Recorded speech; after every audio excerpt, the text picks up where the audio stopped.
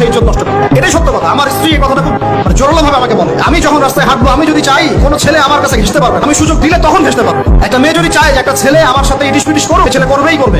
একটা মেয়ে যদি চায় যে একটা ছেলে আমার পর্যন্ত আসতে পারবে না, আমি আমার ব্যক্তিত্ব গায়রত বজায় রাখবো, আমি ডিস্টেন্স মেনটেন করবো, আমি কোনো সুযোগ দিব না, ছেলে সুযোগ পাবে না কখনো। তোমরা জেনায় ছেলেরা লিপ্ত করেছে কারণ তোমরা চেয়েছো বলেই করতে পারছো। তুমি ফেতনা না ছড়াতা, তুমি বেহায়ের মতো বাইরে বের না হতা, তুমি তোমার চুল খোলা না রাখতা, তুমি তোমার পোশাক ঠিক রাখতা, তোমার কথা ঠিক রাখতা, তোমার কথার মধ্যে শক্তি রাখতা, মিষ্টি মিষ্টি প্রলোভন দিত না, বাইকের পিছনে বসতা না, চটপটে ফুচকা খাইতা না, এখানে ওখানে আড্ডা মারতা না, কোনো ছেলে তোমার কাছে আসতে পারতো না।